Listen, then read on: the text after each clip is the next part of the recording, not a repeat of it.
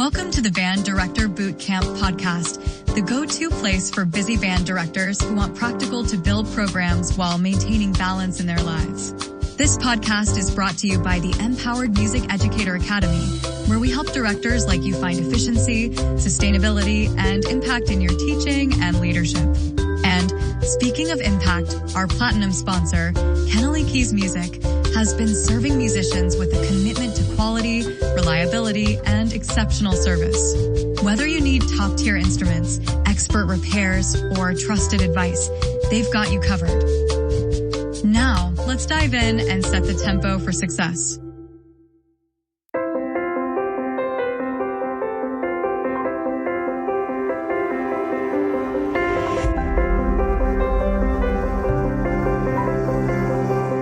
Welcome to another episode of Band Director Bootcamp, the podcast with productivity and wellness tips for busy band directors. I'm your host, Lesley Moffat, and I'm really grateful to be sharing this podcast with you. Today it's brought to you by the Empowered Music Educator Academy, where we help directors like you find efficiency, sustainability, and make impact in your teaching and leadership. And speaking of impact, our newest platinum sponsor is Kennelly Keys Music, who's been serving musicians since 1960 with commitment to quality, reliability, and exceptional service. Whether you need top-tier instruments, expert repairs, or trusted advice, they've got you covered. Now, let's dive in and talk to somebody awesome today. You guys, I'm really excited. I met Elisa Janson Jones.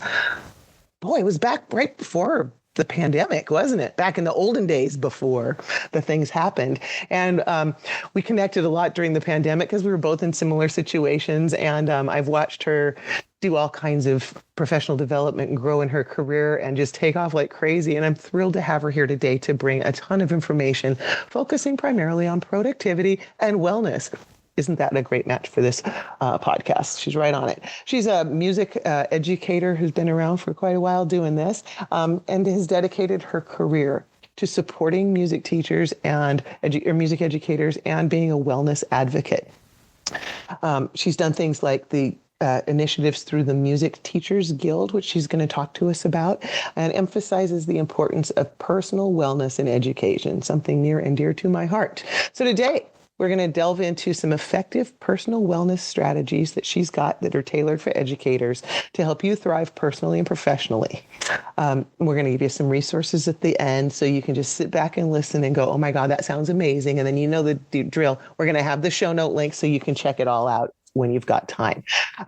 She comes to us as a certified AI consultant. I'm all into that AI stuff. Let it do the heavy lifting for you. And she's also doing the doctoral dissertation, getting in those final stages right now. And she just nerded out about the whole thing she's doing. But basically, competencies for secondary music educators and the perceived knowledge gaps. And this woman is just a badass in all of this. And she's training for a triathlon. So, Elisa, welcome to the program. Thanks, Lesley. It's great to be here with you. Give us a little bit of your background and what has gotten you so interested in being somebody who advocates and is out there providing so many incredible resources for music educators so they can have some sustainability in this career. Oh boy. So I'm the daughter of a lifelong band director, and my daughter is actually becoming a band director. She's in her student teaching right now, University of North Texas. Super proud of her. So shout out to my daughter. Yay. So being the middle of a 3-generation streak of music educators, it's really been something that I've been in since before I was born, I like to say. So I've really grown up in it. And I think I really became really passionate about it after I got my master's degree. My master's is actually a business administration degree. And I started doing all of this business consulting, largely focused on strategy and new programs and stuff like that. And I was helping out entrepreneurs and local businesses, all while running my own private lesson studio at the same time. And I realized I cared about my clients, but what I really wanted to do was help music educators have longer and happier careers, because I started to see this level of burnout starting to happen. And I know with myself, I put myself through college working at a music store. So I had a pretty strong business background. And then I opened a brand new school. And I felt like I knew nothing about the financial or business management piece. And I thought, if I don't know about it, Other Yeah. music teachers don't know about it. And, so I thought I'm going to repurpose my business consulting background and my MBA knowledge and start providing professional development to help close that knowledge gap. And that, of course, led to writing and publishing 4 books and having the Music Ed Mentor podcast and becoming an advocate in a lot of ways. So then I did a term with Con Selmer, helping support all of their online education programs. And all of that really led me to building the Music Teacher Guild, which I feel closes up some white space in the professional development realm. It's phenomenal. And I'm going to have you dive into that in a few minutes and the like. But I have here, though, that I'm just going to jump in first about the personal wellness, because we'll talk about the professional piece that you're going to with the Music Teachers Guild in a minute. But none of that helps us at all if we are personally just not able to be healthy enough to be in the job. And you and I both know what that's like because we've dealt with life. So talk to us a little bit about why you have said prioritizing your wellness is a thing. And how do you do that? You're so busy. My God, I was tired listening to your whole list of all the accomplishments. So if you, someone who's working on her doctorate and doing all of these things, how can you make time for this? And why do you? And what do you do? Oh my goodness. Why? Because if your body isn't working right, nothing is working right. It is the base of the pyramid of your life. And it has to be the most important thing. So I even said this I did a presentation at the NAMM show, an educational session at the NAMM show a few weeks ago, talking about how to have a long and sustainable career. And I said, number one, just take care of your body, take care of your mind, because those are the important things. So how do I do it personally? I will confess I'm an early riser. I usually dedicate at least an hour, sometimes 2 in the morning before my kid gets up. I'm down to just one kid at home, before I have to do the school run, all of that, so that I can have that dedicated time to take care of my body. This is a relatively new thing. I've done some tests. So like nutrition wise, I've done some food sensitivity tests, which have been very enlightening. I think if you haven't done something like that, you should. I am a big advocate for exercise, whether it's like a daily yoga practice or a walking or whatever brings you joy. I'm a little, in case you can't tell, I love having many different interests going on at the same time. That's just who I am. That's how I get a lot done as well. And I just follow those passions. So that's why triathlon really is a great sport for me. I was just telling Lesley, I haven't actually raced one in like 10 years, and I've just signed up for another one. So we're going to see how a 10-year older body actually does it. But it really helps to just have multiple things so that you can be like, I'm not feeling up for a run today, but I feel like a bike ride. Or I'm not really feeling up for a bike ride, but a swim sounds good. Or I'm not feeling up to any of those, but I can do 10 minutes of yoga. And just having that commitment to exercise every single day is absolutely going to pivot your life, because it's going to pivot your brain chemistry. Mm-hmm. When I was teaching, because I was doing the Music Ed Mentor podcast, I was authoring, I was teaching elementary music part-time, I was conducting our local community band, I was serving on nonprofit boards, I was doing all of this and I was a single mom, I should throw that in, for a little while.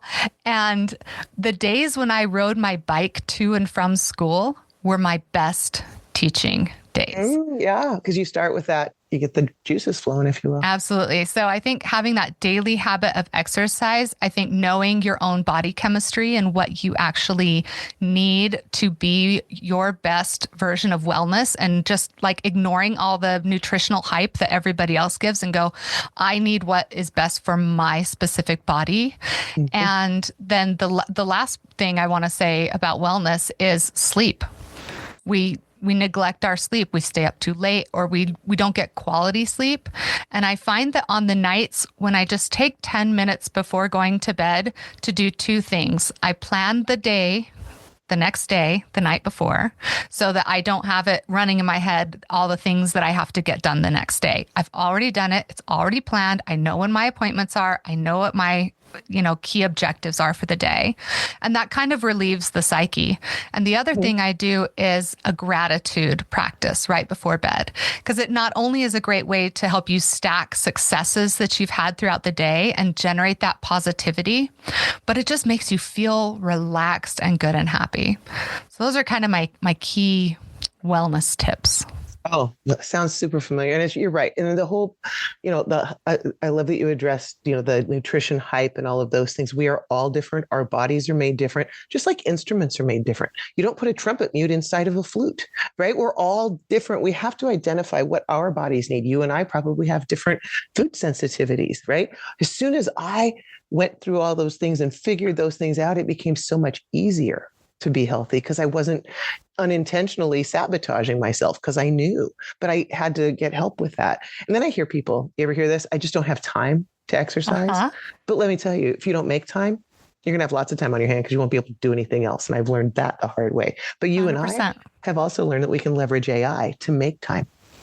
Oh, 100%. Right? Yeah. And you get processes and procedures down and all these things that you teach through the Music Teacher Guild as well. Those are things that can help give you time while still doing those high quality work stuff related things. So this is awesome to have you talking about this. And the other piece too is if people are out there thinking, this is hard. Well, yeah, it's hard to do this, but it's really hard to feel crappy and still have to do the work.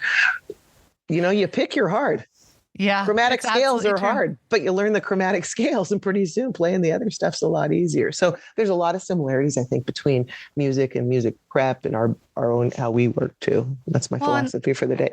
And honestly, like setting realistic expectations for yourself, right? Mm-hmm. Are your students really going to suffer if you don't spend that extra hour after school? And repurpose that instead. When I was teaching in my first teaching job, and I was relatively young, and I wanted to prioritize that time for exercise. So what I ended up doing was leaving a note on my band room door at the end of the day that said, if you need to talk to Miss Jones, she's up in the gym. And so I would actually go up there and sit on the bike or run on the treadmill. And I would get students come up and ask me questions or want to turn things in. And I saw it as now I'm modeling good behavior.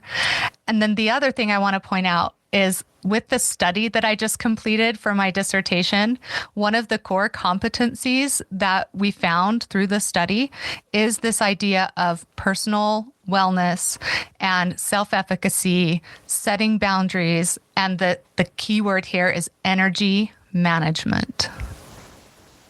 Yes.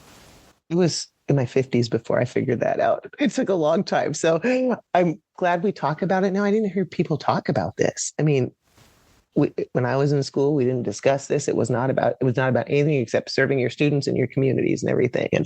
And hence the burnout that we've seen, because I'm in year 37 and there's not a lot of us still, that have done it that long. And so like you, multiple generations of music teachers, we see the value in this, but you've got to manage your own body so that it can do it, and your mental health, super important. Yeah. My dad was a music teacher for 45 years, and I totally think it's because he had other hobbies. He loved hunting. He loved fishing. He had great friends. When he had breaks between classes, he would go get a Diet Coke and go for a drive up the canyon in his Jeep. It's just energy management. Mm-hmm. Well, that's really, really great advice. Hard to hear when you're in the middle of it's concert season or it's this, but she and I are speaking from experience. All you guys listening there, it's an investment in you. And when you bring the best version of yourself into the classroom, things get even easier. So, all right. Well, that was awesome to talk about that. I know you and I come from very similar places on that. So no big surprises there, but I do want to share, with anybody that's not familiar with it so far, a little bit more about the Music Teacher Guild and what kind of resource you have. Massive resource that you've put together that's so impressive. Well, I'm glad that you think so. Thank you. I feel like we're just starting out. So I'm seeing like the full 5-year roadmap, and we're only 1 year in. So it's nice to see that it feels like I've done a lot. The first thing that we Well, first of all, let me just tell you, the Music Teacher Guild is a brand new organization that's focused on the professional learning for music educators. Really quickly, we have 3 pillars. The number 1 pillar is inclusion, which means that we invite music educators, no matter where you are or what it is that you're teaching. We recognize that you are pillar number 2, which is an individual, which means that you have very specific needs or training gaps in your own education, and that you might be teaching band tomorrow, but maybe they add guitar and now you need to know how to teach guitar. Or maybe they add a digital music class and you need to have support to be able to teach digital music. And we want you to have this one place that you can come, regardless of what it is that you're teaching, regardless of where you are in your career, that you can feel welcome and at home and supported. And the third pillar is innovation, which means that we are doing things like leveraging AI to create learning opportunities. I've written 5 or 6 custom GPTs that are designed to be mentors for you if you aren't able to get with a human mentor, or if you're maybe uncomfortable addressing a human mentor. And these aren't just like chatbots that are pulling from the ether. These are populated with the information from our guild mentors, from the Music Ed Mentor podcast, and from a lot of my own resources. So I know you have something very similar, which is awesome. But ours is really intended to like follow that inquiry-based approach and be that resonating voice. Yep. So we have a few of those. And then the core thing that we have started is this, we call it a mentorship program. It's basically like BetterHelp for music teachers. So you can actually open the Music Teacher Guild app and find a mentor and book a 15-minute alignment call to make sure that it's a good fit with you and the mentor. And then you can set up a monthly mentorship call. You can get a package of mentorship calls. You can rotate through mentors. So maybe this month you want help with guitar, but next month you want to help your clarinets to play better in tune. So you're going to line up with a clarinet mentor. And this ticks that individual pillar, because you are able to get the directed help that you need. And all of our mentors are vetted, they are background checked, and they are put through the ringer when it comes to training, because my doctorate is in instructional design. I am a trainer. So we make sure that they are completely prepared to mentor you. So that's the mentorship piece. That many of the mentors also offer classes. So think of it like a yoga studio where you can you want to do yin yoga this day, or you want to do like hot yoga the next. And it's kind of like that. You can pick and choose which classes resonate best with you. We do some online workshops. So we're doing one just focused intensely on funding and finance. And not only do we have like the live event that is totally free, but then we follow it up with an online course on funding and finance. So you can access all of these great templates for proposals and presentations. You get access to all these great AI prompts and all of the search terms that you could need to find funding opportunities, or I even wrote one that it will be your principal, and you can actually have a conversation to practice you're talking with your principal and asking for professional funding or whatever else that you need. So those are sort of the core programs that we're leading off with. So much good stuff. And I've only skimmed the surface a little bit. I can't wait to dig in more. I want to ask you a couple more questions, but before I do, I want to just take a moment to acknowledge our sponsors for this episode. As band directors, we know that success is all about preparation, whether it's in the classroom, on the podium, or behind the scenes. That's why the Empowered Music Educator Academy is here to help you master time management, reduce stress, and create sustainable routines that keep both you and your program thriving. And when it comes to ensuring your musicians have access to top quality instruments and services, Kennelly Keys Music is the name to trust. From rentals and repairs to expert advice and outstanding customer service, Kennelly Keys is committed to keeping your program running smoothly. Visit KennellyKeysMusic.com today to explore their offerings and experience the difference of working with a company that truly cares about music education. Now, back to the show. All right, we are back wrapping things up with Elisa Elisa Janson Jones, who, as you've just heard, is founder of the Music Teachers Guild and just an amazing woman all around. I would like to ask you before we stop things today, maybe some folks out there who are newer in the profession and they're just like, oh, it's so overwhelming. I don't know where to start, whether it's Music Teacher Guild or personal stuff. Do you have like maybe 2 or 3 tips for a new teacher who just doesn't know where to even ask for help in the first place? What's their first steps? Join the Music Teacher Guild communities, because we also have a community app that's the Music Teacher Guild Commons is what we call it. And it's like Facebook for music teachers, but it's just for music teachers. So you don't have a family on there. It's really intended to be a professional learning community that's dedicated to your personal growth. If you are on Facebook, we have the Music Teacher Guild Forum that is a free private Facebook group that you can join. You can get onto our website and access one of the GPTs, like the Music Ed Mentor one. If you just have some questions, that's going to pull the data from our body of literature, which is really valuable. Or book a time with a mentor. Like, I cannot stress enough the importance of having a strong community behind you. Mm-hmm. My daughter, I told you she's student teaching right now, and she actually asked me yesterday, Mom, how did you make it through your first couple years of teaching? Because I told her, well, by year 3, I finally felt like I knew what I was doing a little bit, right? And I said, well, I was very fortunate that I had built a community around me. I had my dad that I could call up if I had questions. I had my cooperative teacher that I could call up. Shout out to Leah Nelson. If she's listening to the podcast, she's still an absolutely wonderful educator and an inspiration to me. I had all of the wonderful people I went to Brigham Young University with.